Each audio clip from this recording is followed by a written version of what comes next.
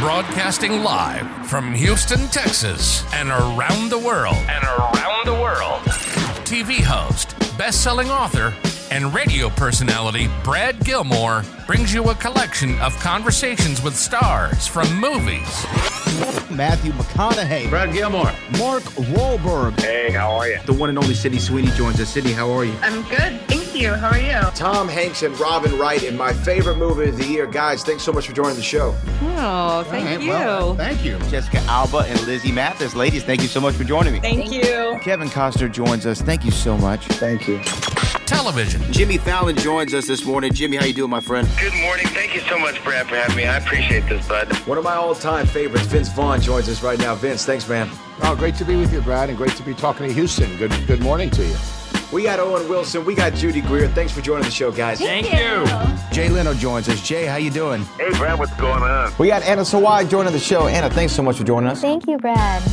Music. Lola Monroe. Thank you. Thank you for having me. The legendary frontman of AC/DC, Brian Johnson, joins us right now. Brian, how you doing? Good morning, Brad. What looking to talk to me funny, lad. Megan Trainor. Thank you so much, Brad. You're awesome. Paris Hilton, the infinite icon herself, is on the show. Paris, love the film. Thank you. I'm so proud of it. And more. This is The Collection. Now your host, The Boat.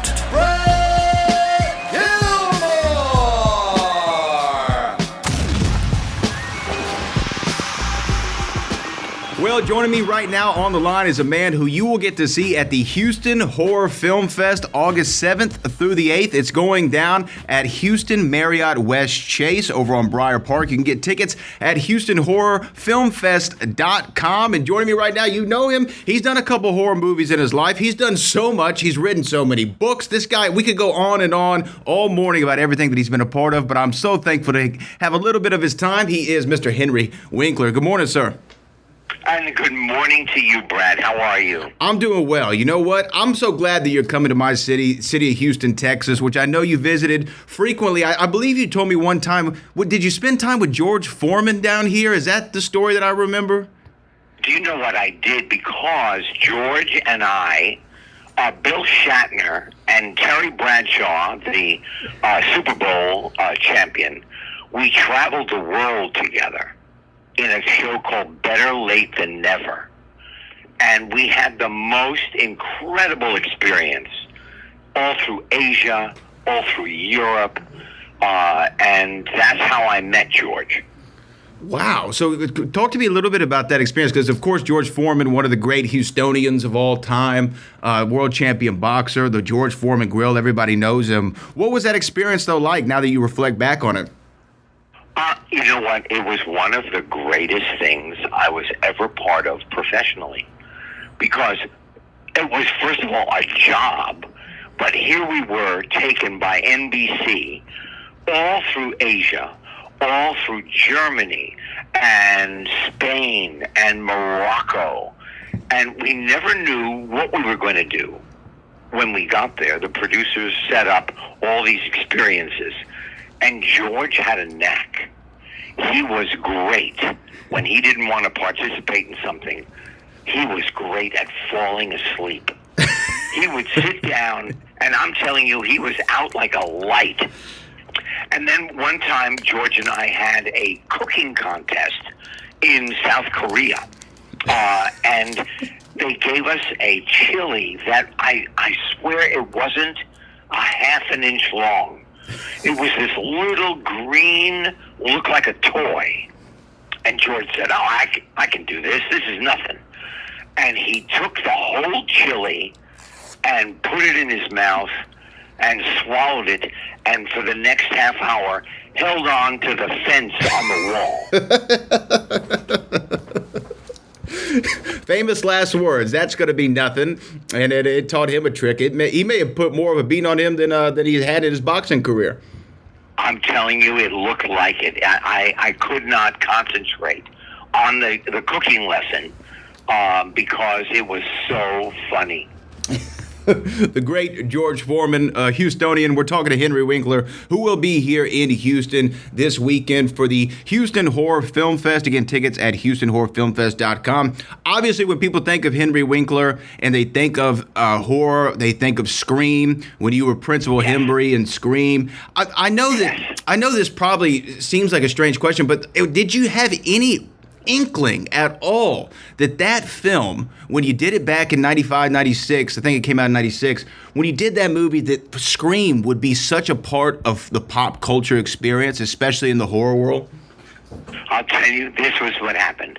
The director, Wes Craven, who you thought you were having lunch with an English professor. He was very soft-spoken. He wore tweed jackets. We would have sushi every 3 or 4 weeks together. And then he said, I'm doing a new film. Would you like to be in it? I said, of course. So I got to play the principal. And I went up to Santa Rosa, California, and I did the film with him. And then they said, the production company said, we can't put your name on the movie. We can't put your picture on the poster. I said, why not?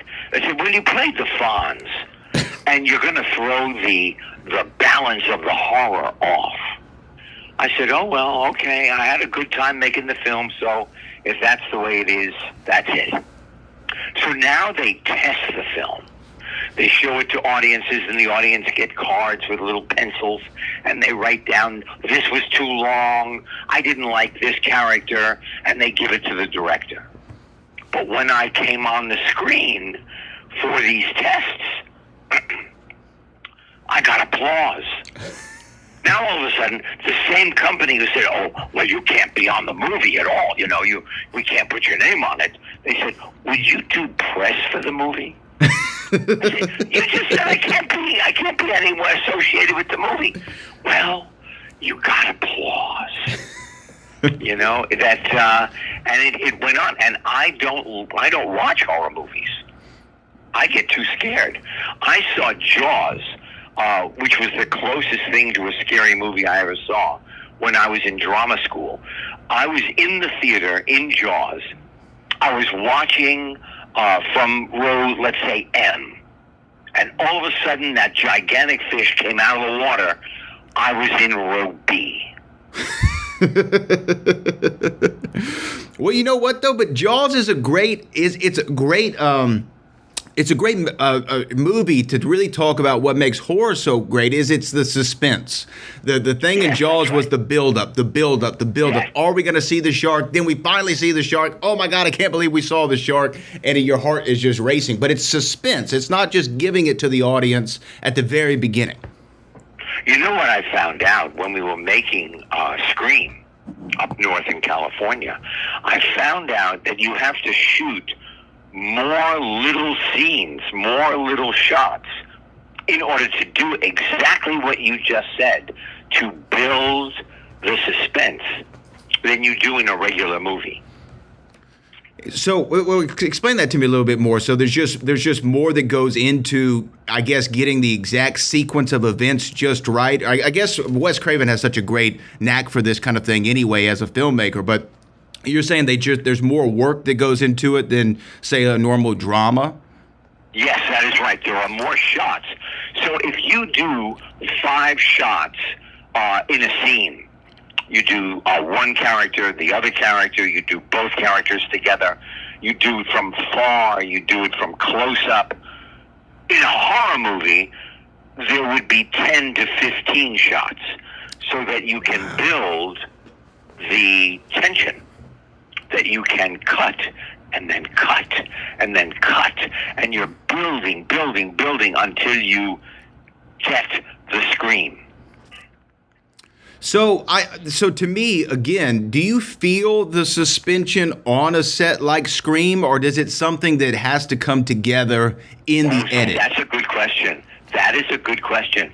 No, you don't feel it. I had no idea what all of the different cuts and what it would mean and what it would look like.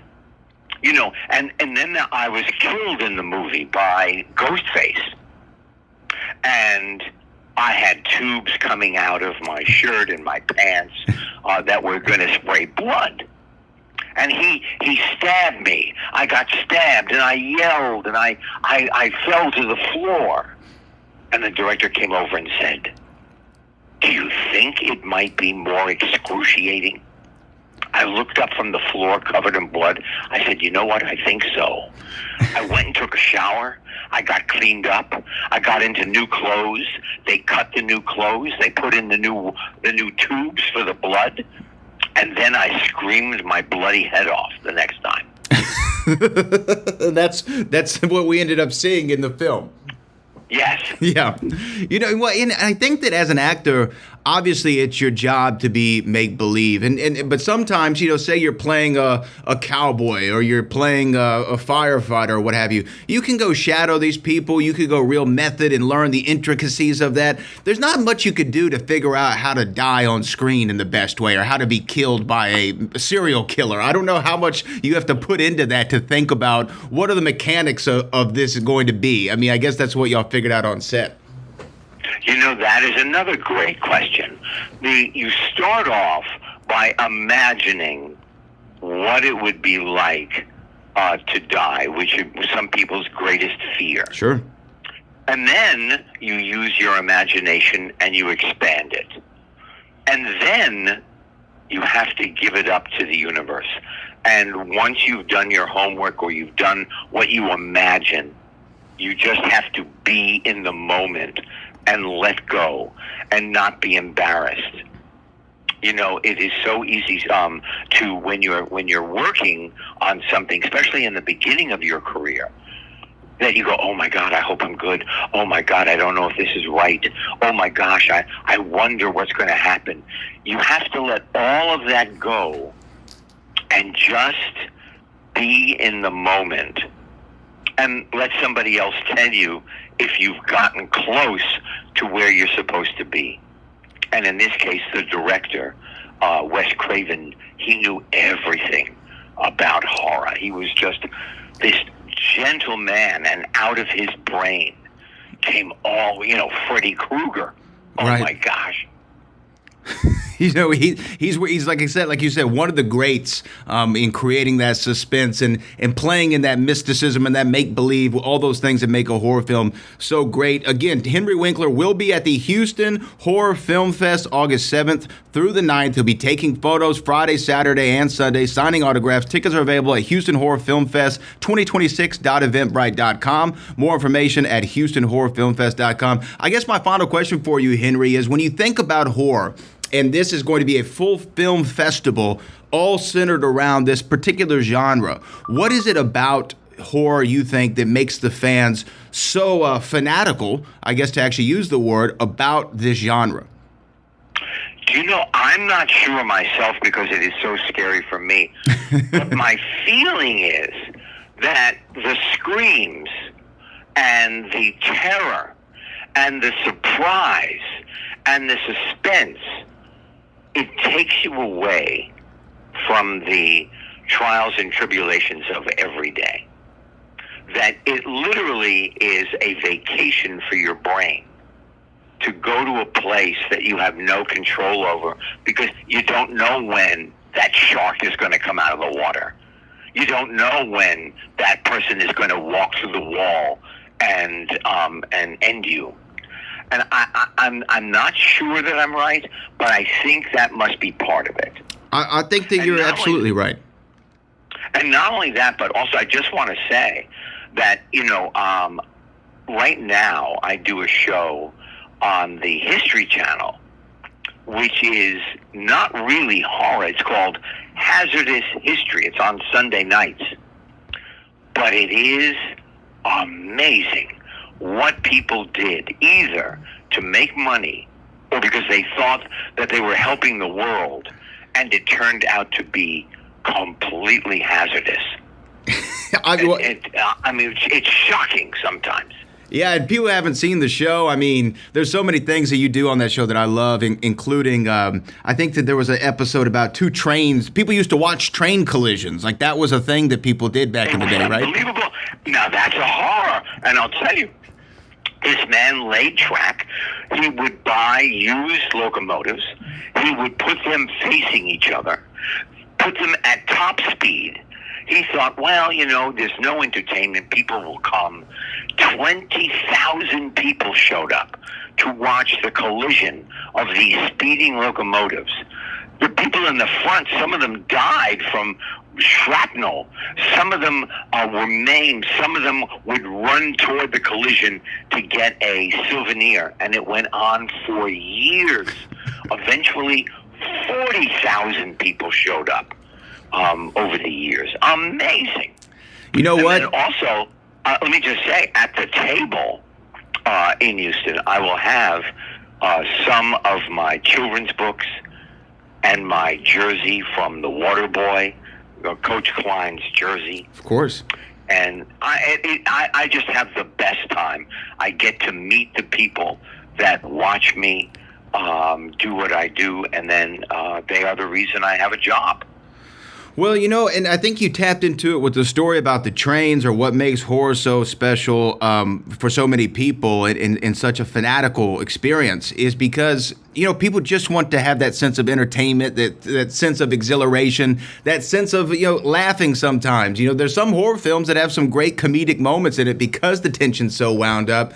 It is that escapism, I think, that we're always looking for, and whether you do it in a show like Hazardous History, whether you did it in Scream, Waterboy, or through the Detective Duck series that you have, you've given people that for so many years, and it's always an honor and a privilege to speak to you. And again, Henry will be here in Houston Horror Film Fest 2026. .eventbrite.com is where you can get the tickets. He'll be there Friday through Sunday, sir. An honor as always. What a lovely conversation. And I just, anybody who is listening, have a safe, healthy, wonderful week.